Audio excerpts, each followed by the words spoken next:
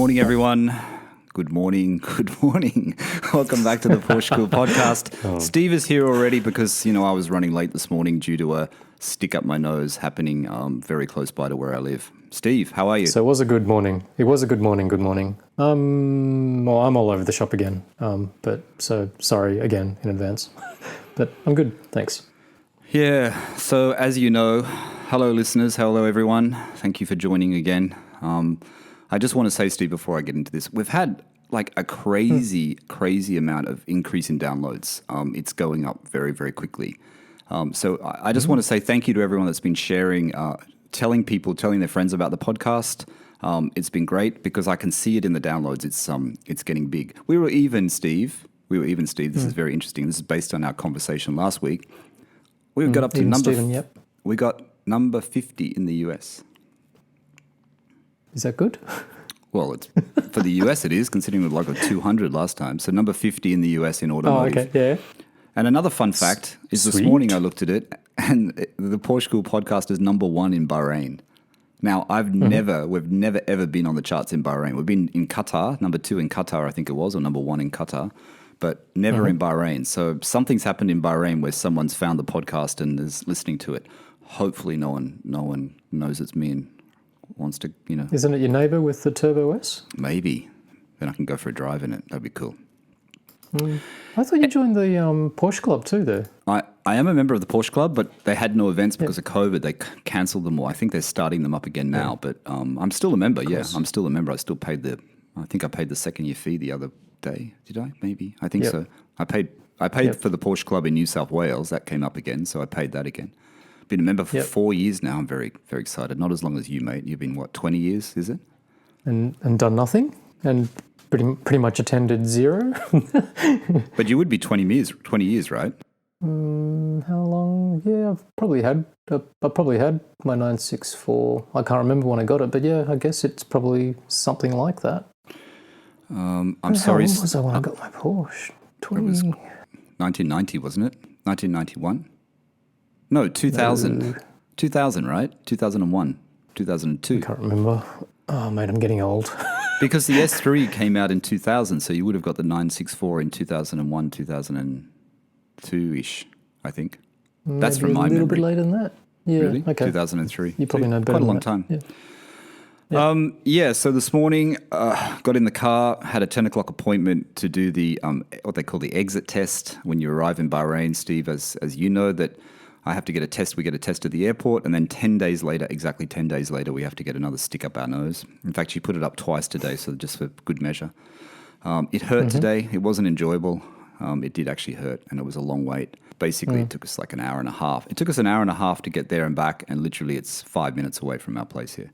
So it's not, it's not a quick process, but it has to be done. Yep. What was I going to say? Welcome back. We've already done that. Owner stories. Did you get a chance to listen to it, Steve? I know you've been really busy again. Sorry. Yeah, I've been smashed at work, so I didn't get around to it. Been running around like an idiot. So this week, to the listeners who've heard it already, I hope you enjoyed it. I enjoyed it. It's a good one. It's Jack from the UK. Jack is Sunburnt Lobster 911 on Instagram. So make sure you go there and follow him. Why Sunburnt Lobster? It's actually Sunburnt _Lobster _911.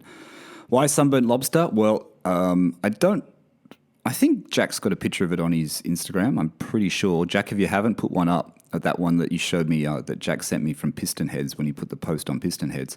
It's got a red tweed interior with red carpet, red everything. It sounds scary, but it can't. It sounds very scary, but as Jack and I were laughing, it does. It does work with that very patinaed silver paintwork of his car, which he's going to leave as is.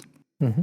But the car runs and it's good, and he got it from the US, and he still did the work. He still got it checked out, Steve. He still got an inspection done by a local specialist there. So it's all good. Yep. And Jack is a good friend of Nick's, who's been on the previous podcast, who owns the white 912. Nick knows I'm very envious of his car. He found a really good one. Mm-hmm. So they got two good cars, which I'm sure will be appearing on their Instagrams coming into summer when they get them together. There'll be some good photos there of both. So you should go and follow Jack. Like I said, Sunburnt _Lobster _911. And Nick is at the Classic Series. Nick's got really good Instagram. He's got good photos. He takes good photos. Yeah, cool. And so does Jack, actually. 912s are going off then? 912 prices are still going off? Yeah, they are, mate. There was one, well, there is, speaking of that, and I was going to get into that, but we sort of jumped ahead, but I'll bring it up now. Sorry. There was the slate grey one that was for sale in car sales in Australia, which I sent it to Todd at Stone at City Outlaw. Someone sent it to me, but I'd already seen it. Someone on Instagram. Sorry, I can't remember what their name was, but they sent it to me if I was interested. It's way out of my price range. It was 175, 175 or 179,000, wasn't it? Australian dollars.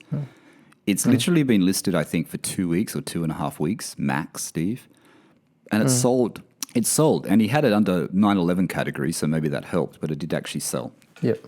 You want to hope the person you want to hope the person bought it didn't think they were buying a 911. It's still not cheap, right? I think you would have done your homework if you're going to spend that sort of money. Yeah, it's a lot of money.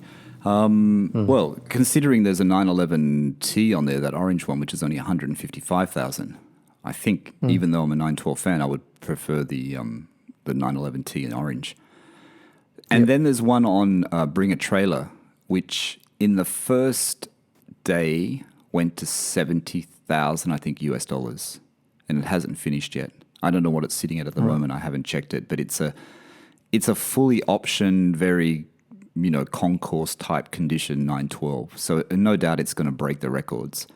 But for me, looking at that one that's on Bring a Trailer, I think the one at European Collectibles, the sand beige one, is just as good, and that's 64,000, which still is top end, but at least it's I don't know, the one in Bring a Trailer must be going to go for a lot of money, because if it's up to 70 already, like I said, I haven't checked it, but it could go to 100. It could go to 100, 80, or 90 or 100,000. That'd be crazy for a 912. So at what point is it overpriced? If it isn't already? What is overpricing though? If the demand's there, it's like anything, isn't it? The value is the demand, isn't it? The value is the story. This is what I was thinking about when I was in the gym the other day. And being in content like you are and stuff, and content production, the value of a story is invaluable. It really is. You know what I mean? So it doesn't matter what you're trying to sell, as long as it has a really good story behind it, and those story is backed up with some type of authenticity or facts or whatever, I guess. But if it has a good story, that's what sells the car, isn't it? In a way. I guess so. But I mean, then the counterbalance to it is the physical experience that you kind of get. And, that's sort of where I'm kind of going, well, wow, really, whatever the price is, you could get a different sort of experience for that kind of money in not even a Porsche, or it might be a very different kind of Porsche. It might not be a classic Porsche anymore, because the prices are really getting up there, aren't they? They are getting up there. And I just want to go back to Jack's story, right? Jack's 911S, he's got a 76 911S, right? And it's not pristine at all in any way. But in some ways, and I'm kind of turning here a little bit, in some ways I really do like the concours type of classic 911. I get worried that all these 911s and 912s all look a little bit flat. They all look a little bit, and I might upset some people with this, but I mean, in my, it just comes into my mind lately that they're looking a bit. The personality's been taken out of them. See, I look at Jack's car and I think it's got heaps of personality. Oh, you know what I mean? See. Yeah, sorry, but then again, I look at Nick's car, and Nick's car is pretty OEM basically. Yep. And I think he's going to lower it, but it still has personality, and I guess it does. Like I said, it comes back to that story of the 911 of the Porsche, Steve.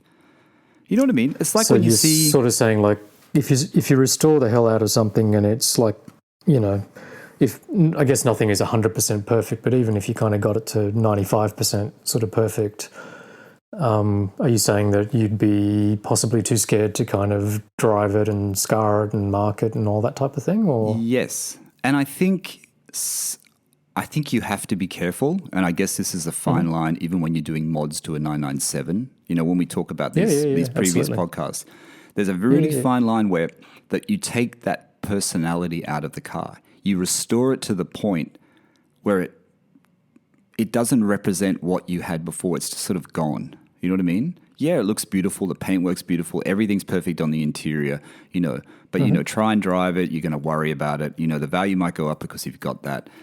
I don't know. Yep. And I have this same thing, looking at, I'm going to use the F word again. When looking at used Ferraris, for example, the ones that appeal are the ones with higher kilometers, the ones that have been a little bit worn and torn. Do you know what I mean? Mm-hmm. Mm-hmm.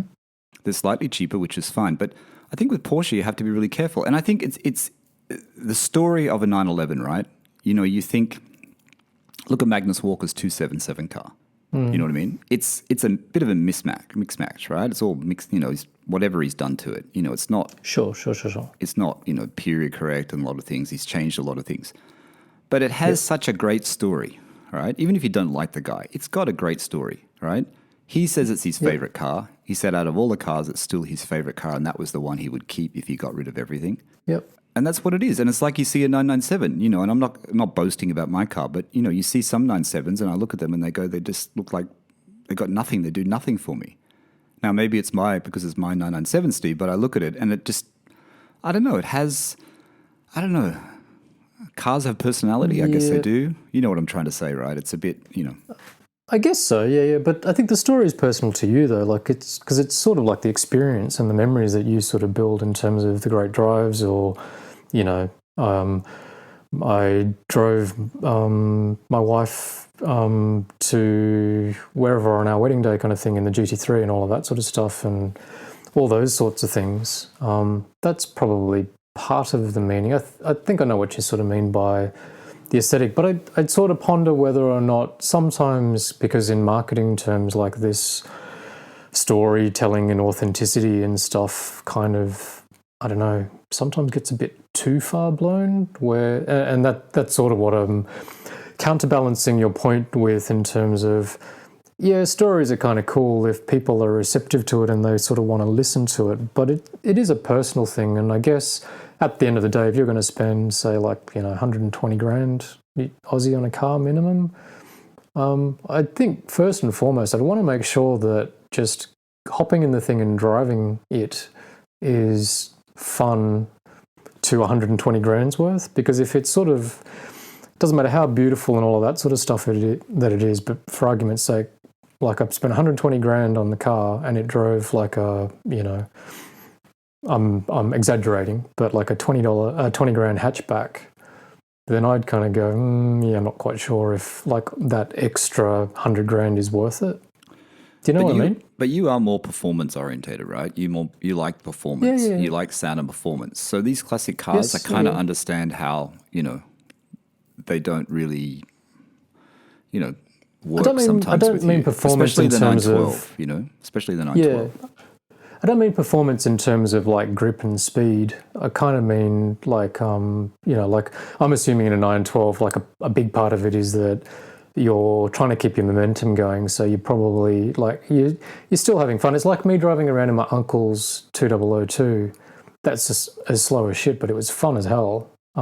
So that's sort of what I mean. Like, as long as you kind of get that type of thing out of it, for sure. Yeah, and I think, living in inner city of Sydney, as we do, or as you used to do, and as I do, well, we both do actually. What I'm talking about, you're just a bit further out. But living in the, even just around the neighborhood, around the city, around whatever, I think the 912 would be a great car. I still think it'd give you a really good thrill every time you took it out. You go to cafe, you just drive to Bondi, or I might drive. I would drive it to the Central Coast. I would drive it to my family. So I would go. Probably not on the expressway. I'd probably drive it on the old pack and then go around the back way. Central Coast Highway, and then into where my brother and my brothers are.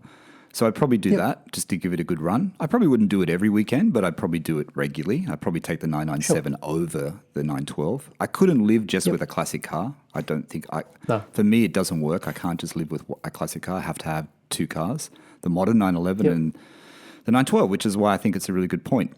I'm starting to look at 912Es. I haven't been a really big fan of them. I think Jack said on the podcast that he looked at them too when he was looking for his 911. Just because of the price. I'm starting to look at them.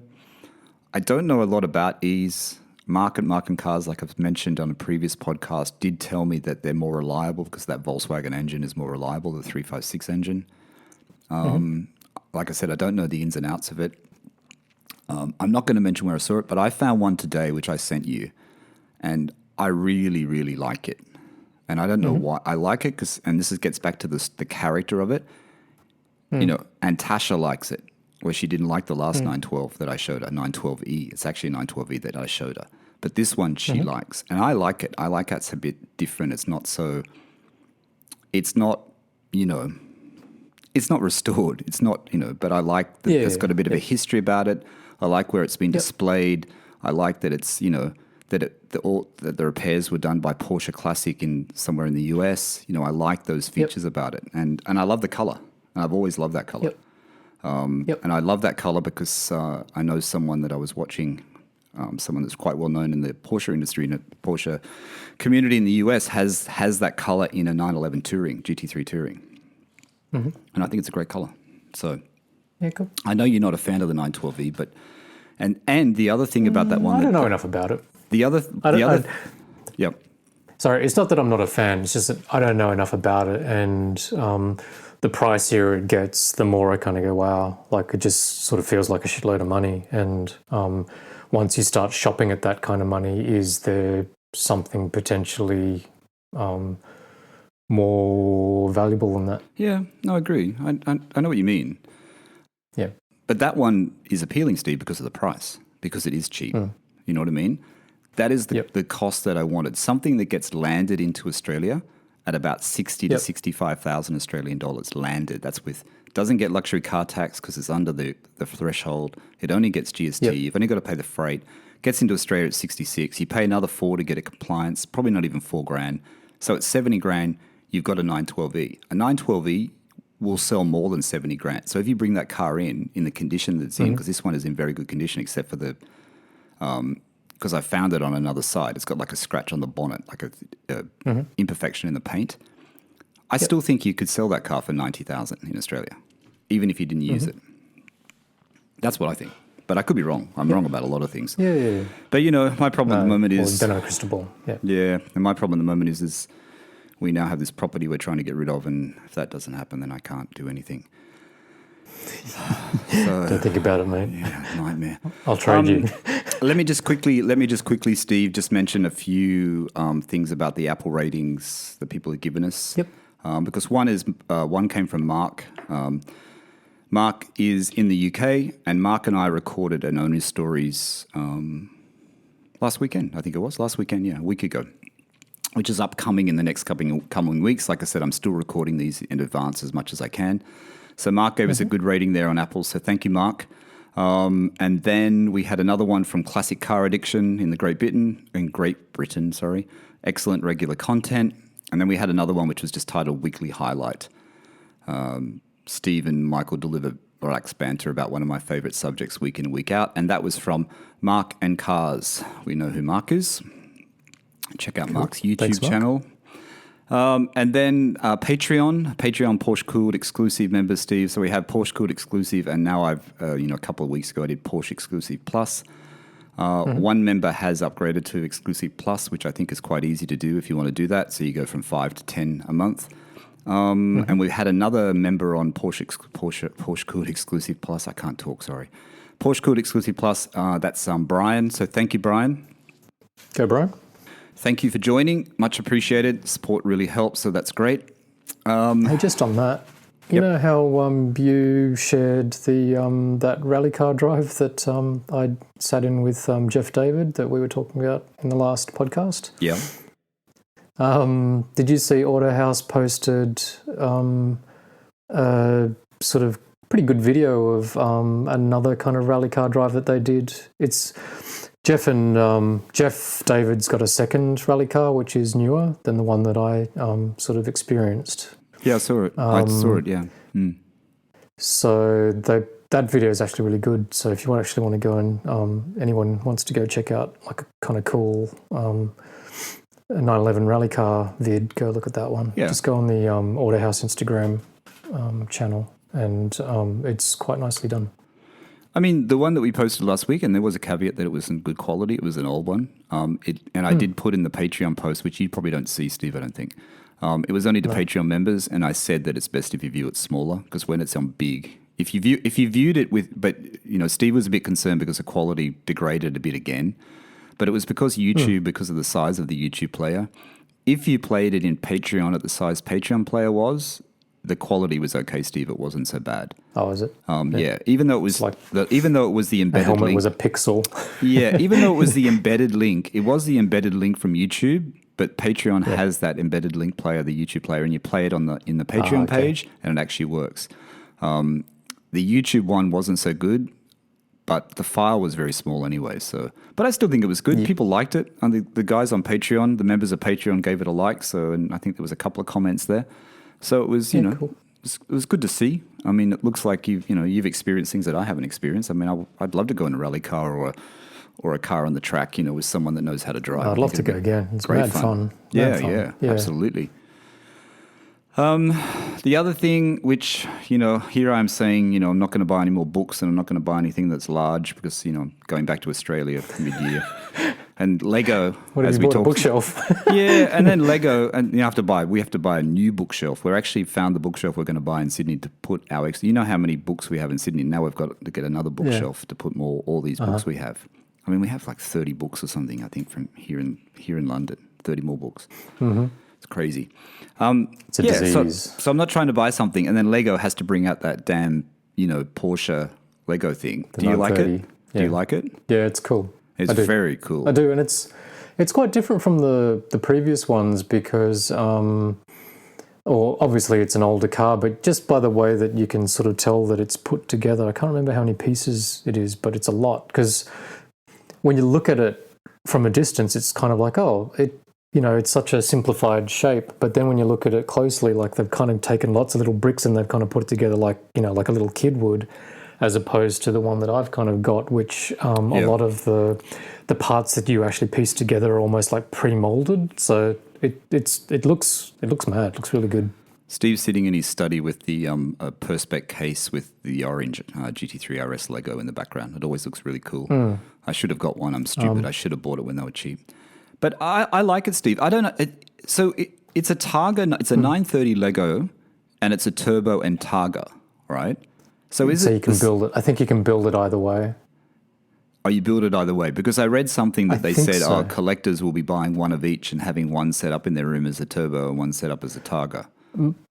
Probably because it's one kit that you can sort of build one way or the other kind of thing. I don't know, and I'm assuming that means you might be able to pull parts of it apart and then build it the other way if you kind of want. I wonder how they show if you want a turbo and a Targa, then you have to buy two. Oh, right. I wonder how they show that on the box then. They show both pictures of the turbo and the Targa. I wonder how the box is. I don't know. Anyway, I went to Lego UK. How much is it? Do you know? Not much. 150 is it 150 UK? 130 pounds? I don't know. Oh, okay. I should have the link. I should have the link in front of me, but I don't.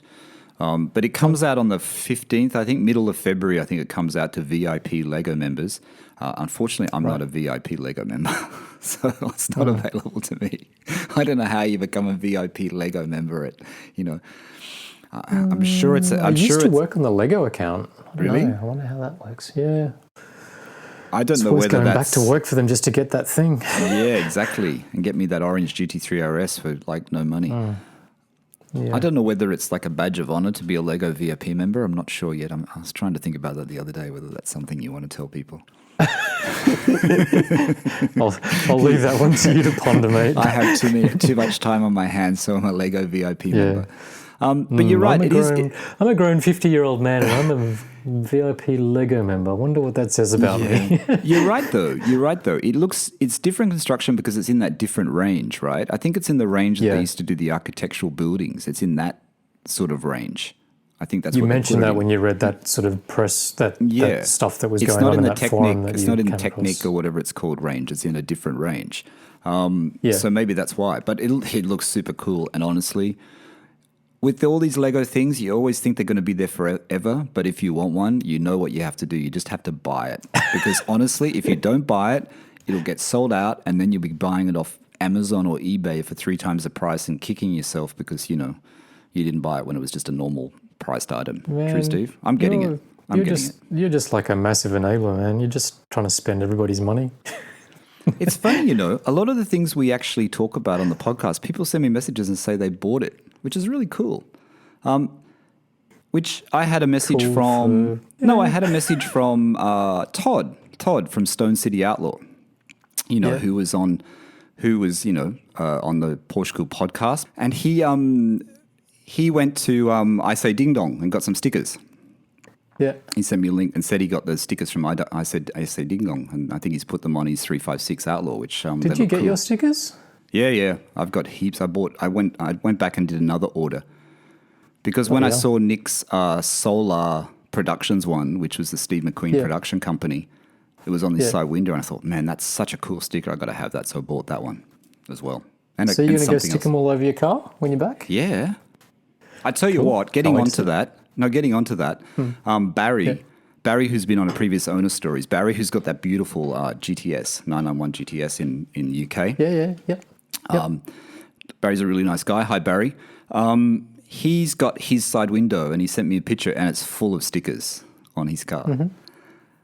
I kind of like it. I actually do like it. I think if I got a 912 or a 912E, I would do that with this. I don't know if I'd do it on my 997. I might just put a couple on my 997, but I would do it on the 912. I have some stickers for you, mate, actually. I've got some special stickers for you, which I haven't told you about, which when I eventually come back to Sydney, I'll give to you. You'll like them. Shape of a penis? No, they're much better. They're very cool. Something very, very cool that you think is cool. You'll like it. That 997 guy in the States that works with Matt Farah with the yellow 997, he's got tons of little stickers all over his back window. Yeah. Who has the mobile Pegasus thing on the front fender. Yeah, Porsche Life 111. He's a nice guy. I was trying to get him on the podcast at one stage, but yeah, he's got the YouTube channel and the podcast. Yeah, he's got it full. I don't mind his yellow 997. I was talking about yellow 997s with yellow cars with Mark, who I did the podcast with the other week, who's going to coming up in the next few weeks from the UK. He's got a Cassis Red air-cooled 911, which is really cool. Oh, right. Wow, cool. Yeah, cool. And we're talking about yellow, and I said, you got to check out, and anyone listening to the podcast should check this out. There's a guy on Instagram who's in Thailand. I don't know whether you've come across him, Steve. And he's got a really beautiful house with like glass garage, and you can see the cars in the garage, and it's really, really cool. I think it's called Tenister. It's something like that, Tenister. I should have it exactly. Anyway, we were talking about, Mark and I were talking about, my head is somewhere else today. I don't know where it is. I can't keep a train of thought. Mark and I were talking about 997s and 997 turbos, I think it was. And he likes unusual colors, and he likes the yellow. And I think he said he liked yellow. We're talking about yellow anyway. And I said, check out Tenister, because Tenister's got a yellow 997 that he has a roof box on. Yep. Yeah, it's Tenister, Tennster. And he's in Thailand. He's got great cars. He's a film director, and he's the editor-in-chief for GT Porsche magazine in Thailand. And he's also done something for Curves as well, for Stefan Bonnier. I think he's done something for that Curves magazine as well. He has great photos of cars. I think he's got an old Alfa, but the 997 is just pretty cool in yellow. Speed yellow? Yeah. Must be. And it's got the carbon in the back in the engine bay, the carbon cover. It's just funny, that thing we've spoken about it before, where I love speed yellow, but just apparently it's really hard to sell. I just sent it to you. I'm in the minority. I just sent it to you on Instagram so you can look at it. Okay. Yeah, I actually listened to that podcast yesterday with Spike. And they were talking about the colours, how they didn't agree with Haggerty's list of colours, that speed yellow was the colour that got the highest price premium. Yeah. I don't agree with that. And then they got the guy. So you haven't listened to the one after that where they got the journo in that wrote it? Because they wanted to just... Oh, okay, so listen to the next one.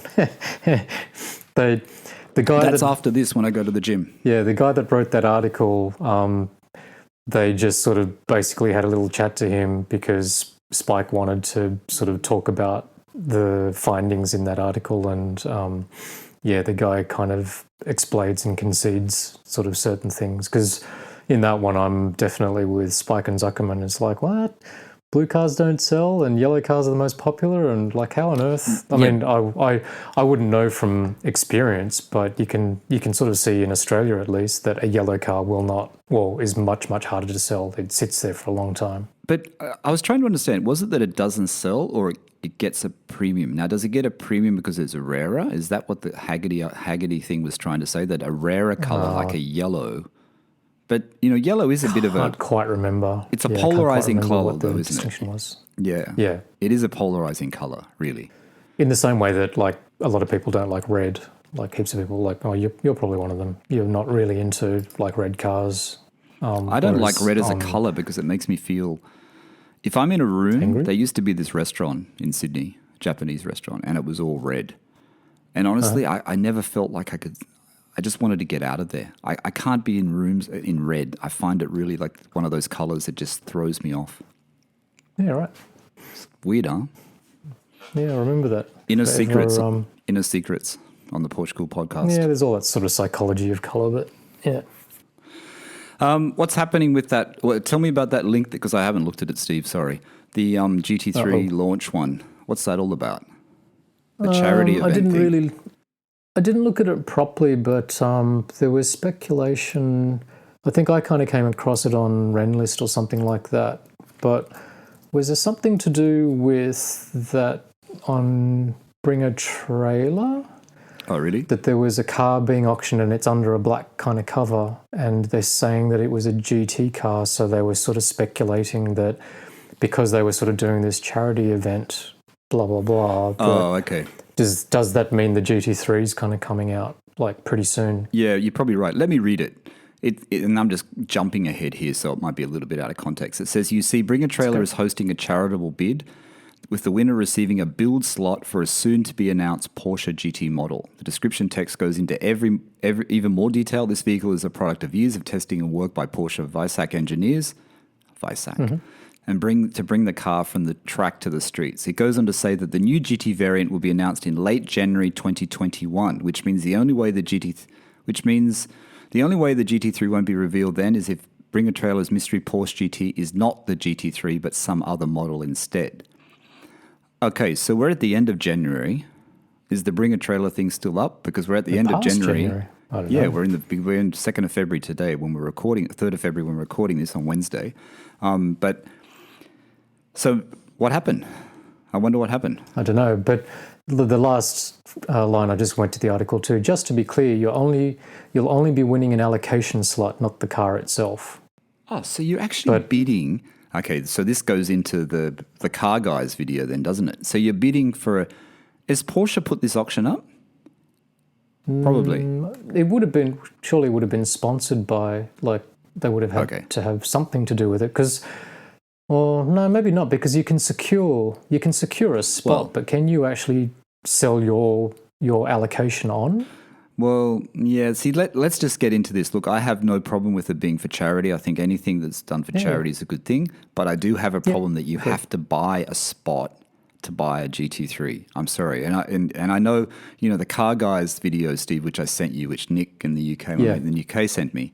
I'm not a big fan of those guys' channel. I don't know. They're okay, but they kind of grind me a little bit. I know I'm probably the one and only. It's okay. I'm not in tune with his taste. But I do watch some of their things. I do watch their Porsche videos, and I watched a couple of their Ferrari ones. And I think they'd have, if you ever want to buy a Ferrari 458 or 488, watch his video on that, because he had both at the time, and it's a great video for anyone wanting an overview.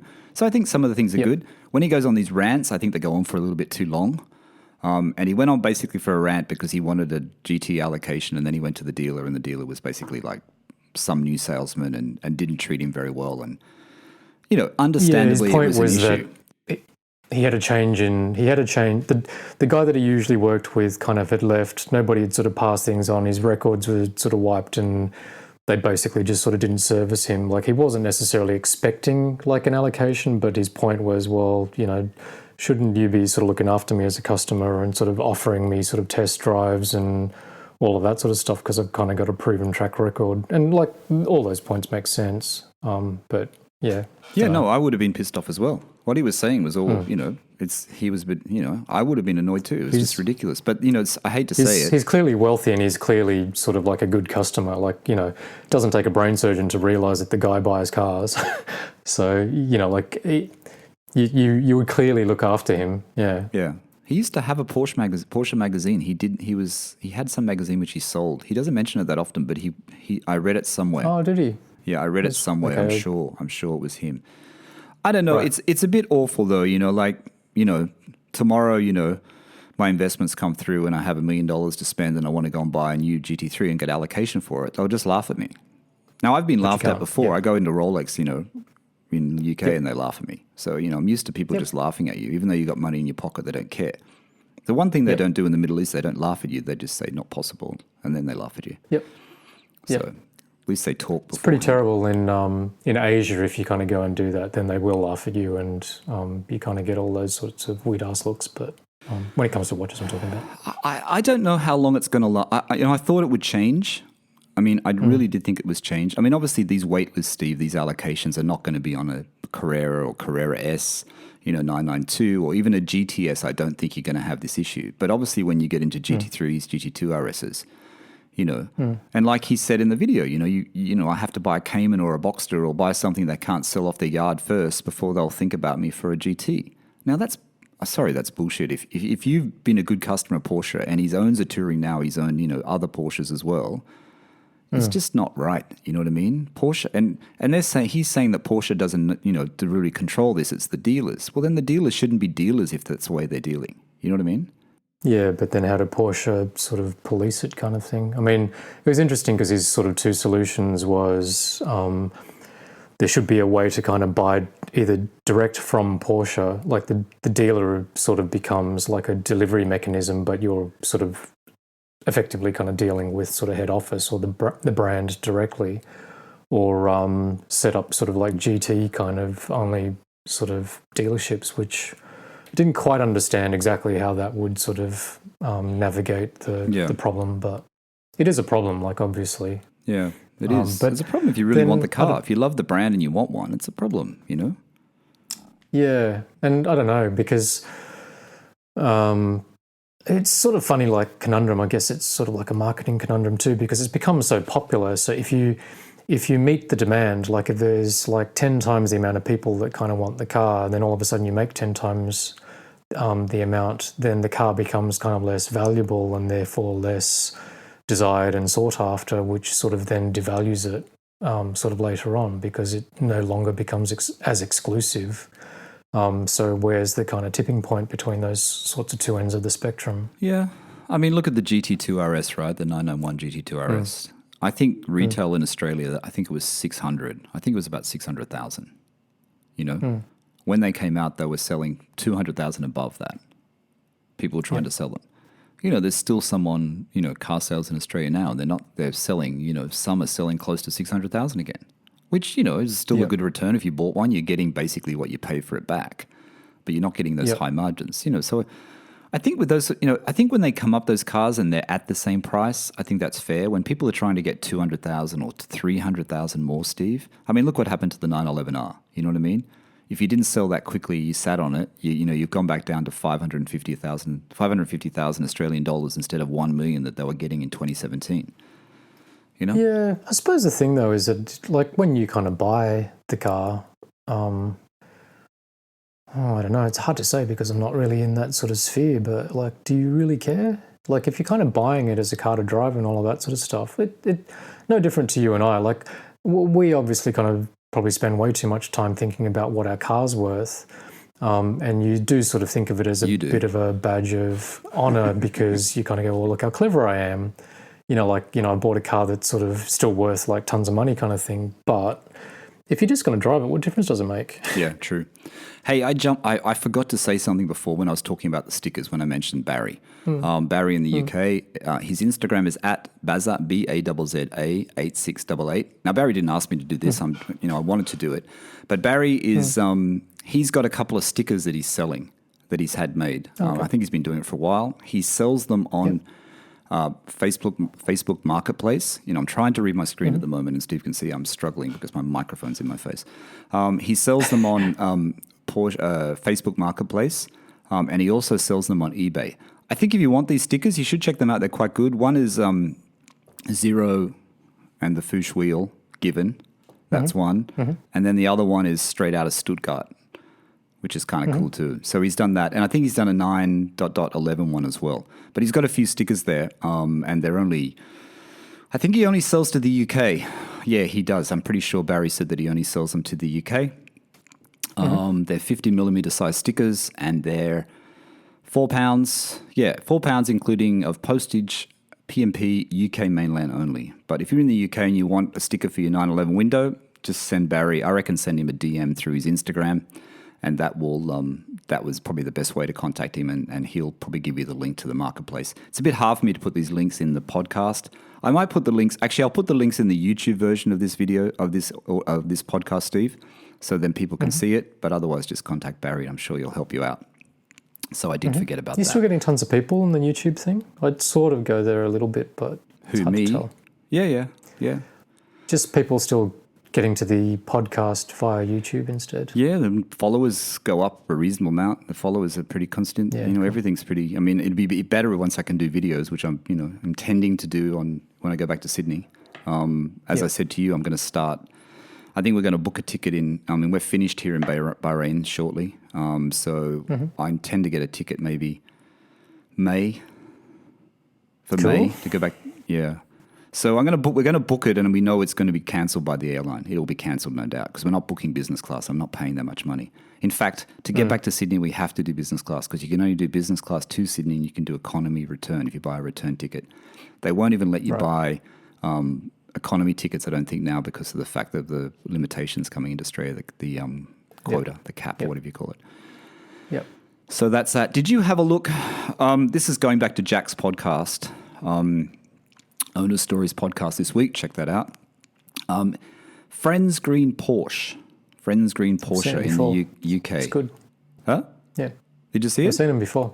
Yeah. I didn't. The specific one you sent me, I didn't see, but I have had a little watch of that guy. He's pretty good. Quite knowledgeable with 997s. Yeah, the YouTube channel is good. So Jack was telling me about this because when he sold his 996, the one he had to sell very, very quickly before he bought his 911S, because he had no funds, so he had to get rid of the 996.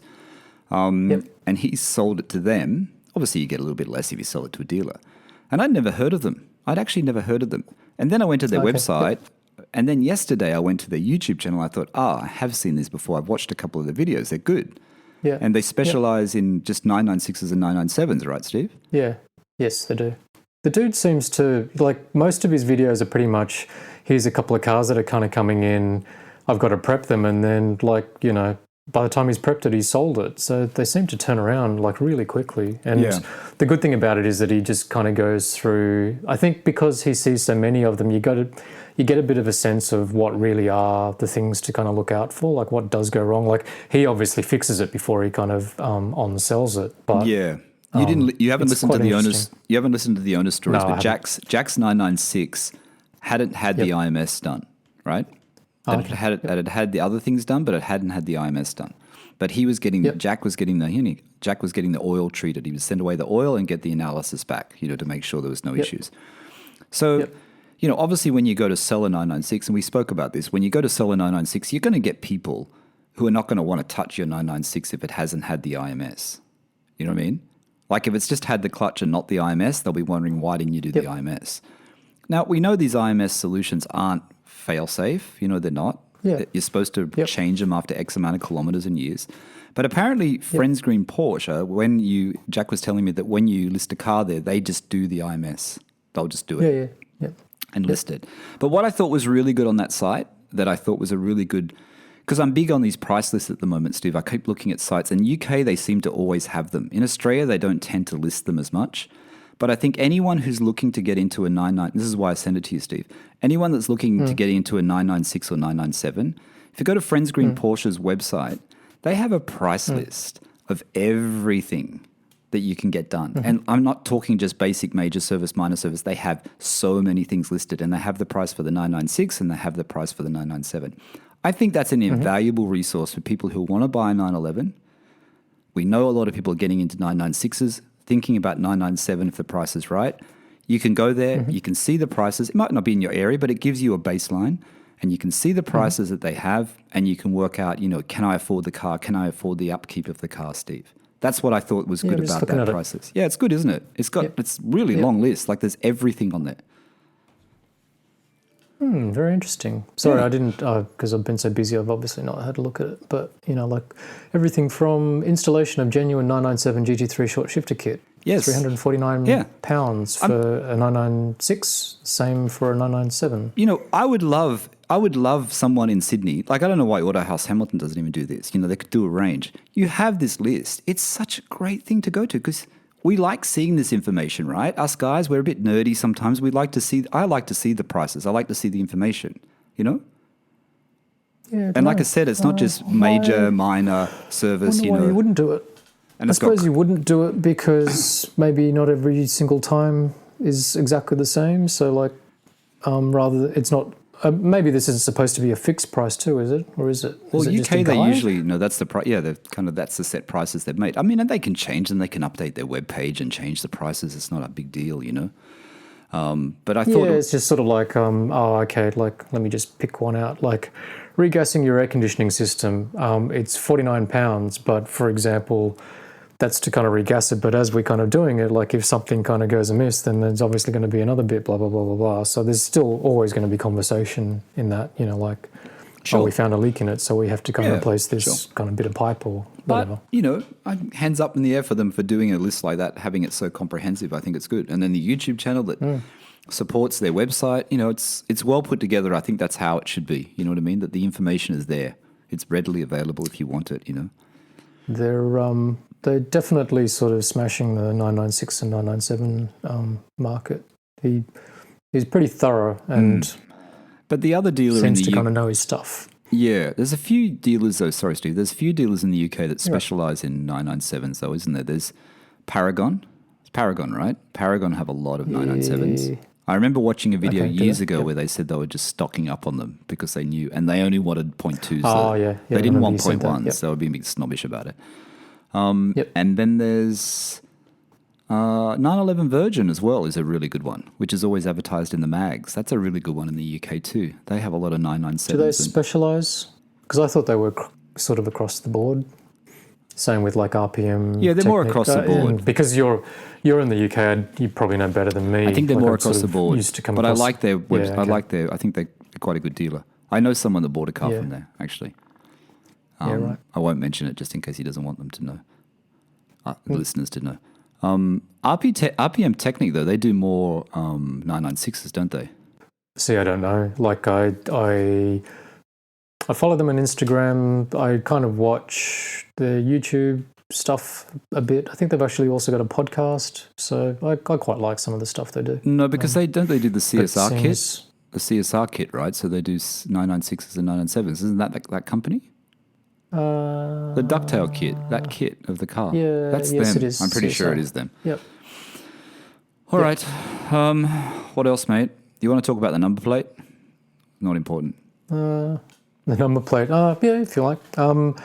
You and I talked about. I think it's actually when you got your car. So you got your car, and then you were sort of horsing around with getting your personalised P997 plates. And in New South Wales, your styler plate is the same as mine. It's called a Prestige plate, which is just sort of like a different option. They don't actually offer it anymore. Yeah, which is annoying. Yeah, so there's this dude in Tasmania that I can't remember. I think we both came across him at some point in time, but he basically kind of solves like how you kind of attach like any number plate to your precious kind of pride and joy. And I have no idea why. I think, I just needed a bit of relief from work. So I reached out yesterday just to kind of see if I could find a solution to get rid of the horrible black plastic plinth on the front bumper of my car. So you and I have the same style of number plates. So then I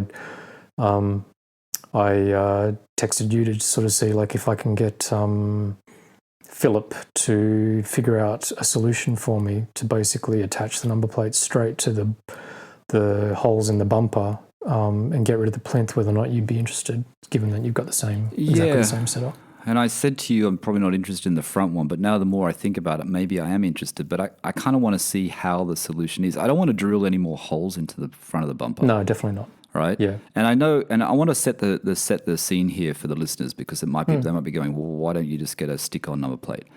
Australia, you can't have stick-on number plates, to my knowledge. You can't just, in the UK, you can get number plates made up, and you can get them made up by different manufacturers, I think. Nick was telling me. Yeah, you can. I think the first same in the States, isn't it? Yeah, and you can get you can get the stick-on ones, right?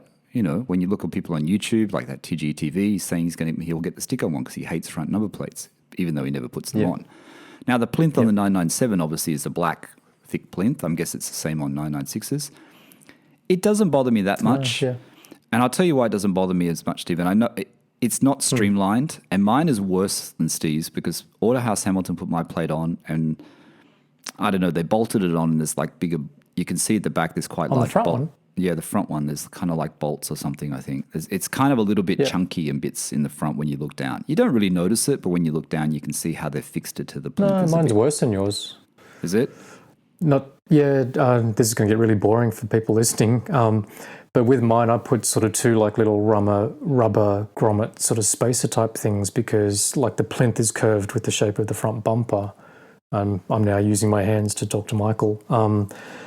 And it means that like you've got the front of my bumper, then you've got a black plastic kind of plinth from the Porsche factory, then you've kind of got spacers, then you've got the number plate, and the whole thing kind of sticks out so far that it just sort of makes it really ugly. No, I think this is interesting to people in New South Wales, because you get these prestige plates, you get these premium plates, and you know, my plate, I'm not going to hide the price. I think it's gone up to $480 a year I pay for it, Australian dollars, right? Now, I don't mind paying for it because it's a special plate, and I know you don't pay that sort of money, Steve. But it really does annoy me that when the plate came, it's got brackets that are really not even usable. They're just stupid brackets. You know what I mean? Like, that's I don't know what this guy, Philip, the bracket guy, was sort of saying. Like, I don't. Sorry, go on. I don't know what cars they fit on. Now, that guy you're talking about, this guy, I contacted him when I bought the car. I did actually contact him, and he said that he'd stopped doing. That's why I thought he'd retired. He said he'd stopped doing work because, you know. And there was something on his website at the time, and I still emailed him, and he responded to me. He wasn't annoyed; he just responded, I think. But basically, he had too much work, and it was too much stress or something. So I think he stopped. My problem is that Steve hasn't mentioned is my rear plate. And if you look at my Instagram, P997.1, my rear plate, and everyone's going to see this now, so I shouldn't point it out, but it is. When Autohouse put it on, I didn't want any new holes, right? I didn't want any new holes, so they used the bracket that came with the Prestige plate, and they put it at the back. Now, my plate sits too high. Now, in comparison, Steve's plate, no offense, Steve, Steve's plate sits a little bit low. It looks a bit hanging down, and you can see part of the holes. No, it's centered. So it's centered within the sort of recess for it, but the problem with it is that there's two kind of little holes. They're plastic plugs that are sort of revealed, that when the plate is attached to the car, then you can sort of see the holes like sitting above it. And that's the bit that I don't like about the way that it's attached to my car. So it's visually centered. It needs to go up a little bit, though. It needs to go up yours about that much, right? It needs to be a little bit higher. Fractionally, it's about an inch higher, less than an inch higher. When I had mine, when I was doing the same thing, you know, when I got my car and I had those plates made up, I think I got my uncle to help just manufacture sort of like a little way to kind of get it to sit a bit better, but it's still obviously not quite right.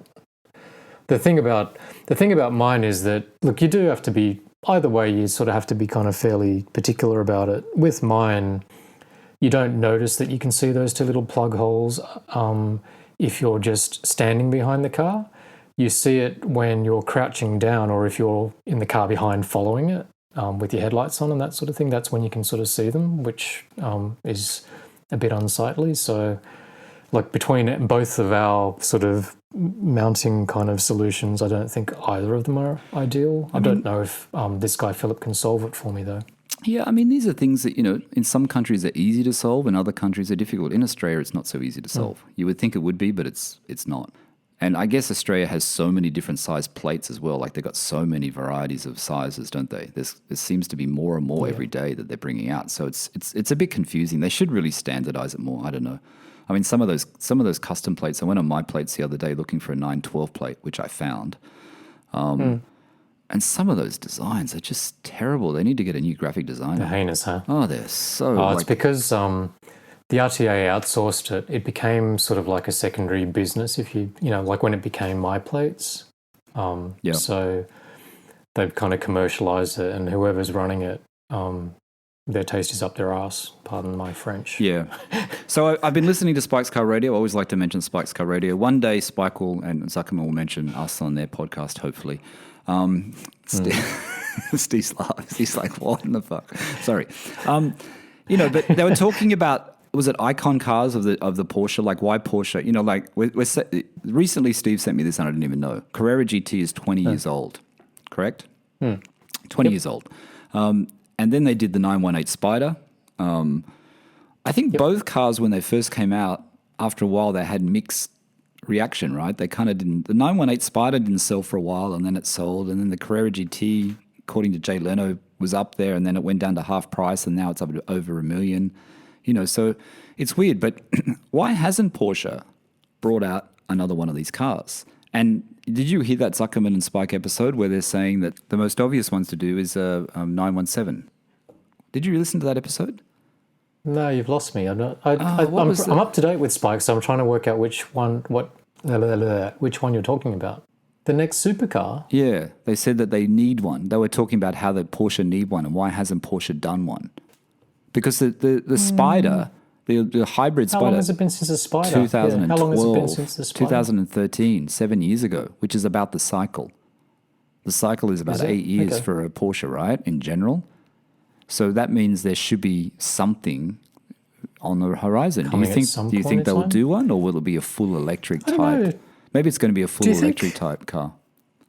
If it is, then it's just going to be a Rimac sort of rebadged kind of thing, given that they've just bought it. Maybe that's sort of why, because you don't really know exactly which way this sort of technology is going. So, like, if you're talking about the particular landscape at the moment, like Lotus apparently kind of their next sort of hypercar is all electric. And everybody's sort of hedging their bets in different sort of things, like some of them are hybrid. I don't know, like would a full electric Porsche supercar be the right thing? I don't know. I'm going to go on a little bit of a rant here because it's something that it keeps coming up and things I keep watching, is that I don't understand Porsche with the electric cars. Now, I don't understand how they didn't, being German, why they didn't plan to have infrastructure in place that was acceptable to the people, the type of customer that will buy a Taycan, right? Now, can they influence watching that? Shimmy's video, it's a pretty big investment. Watching Shimmy's video, watching someone else's video, honestly, if you don't have the charger in your house and you are only driving the distance around in your local neighborhood, I don't think you could do it. This is the UK, right, which has really full-on Tesla infrastructure. There's coffee shops around them. It's quick. There's a lot of them. They work. They're clean. And then you watch these other videos with the chargers that Porsche's using, some other company. They don't work. They're dirty. They're not cheap, I don't think, either. They're expensive. And, this is UK, which has really good infrastructure, Steve. How could you possibly buy a Taycan in Australia? Now, if you just want to do it in your house and not go on any long trips on it, which I think, to me, defeats the purpose of having it, because it's that sort of car you want to go on a long trip on, because it saves you money. I don't know how, Australia's infrastructure is so bad. There's not even that many Tesla superchargers in Australia, let alone, for Porsche. And Tesla's not going to let Porsche use them. I think it's way too early to buy it. It's way too early to buy it in Australia. As much as I like... Australia are behind the times, though. Yeah. I mean, I'm not sort of fully... I'm not in any way educated as to kind of how far progressed all the networks are. But when you listen to sort of Taycan owner experiences in the UK and stuff like that, exactly what you just sort of said, like it sort of almost sounds like the only sort of real surefire thing is to try to go and charge your car at a Porsche dealership. if that was the case in Australia, there's only like 3 main ones in New South Wales, Willoughby, Parramatta and South Sydney. How long do you have to wait? You couldn't get by doing that. No. So you have to have it in your house, right? You have the proper charger in your house. It's set up. You know, you get the one from Porsche. They have one, I think, when you buy the Taycan. What's the investment on that? Do you know? I don't know. It's when you go through this to build a Taycan, it has it as one of the options you can pay. I'm not sure how much it is, Steve. I mean, I guess that works with some people. I suppose if you can afford a Taycan, then you could probably afford whatever the fee is to kind of have your home set up. But you know, they say electric cars in 10 years, they're not going to make any more, you know, petrol cars. You know, like, I don't know, they have to get these things worked out a lot faster than what they're doing.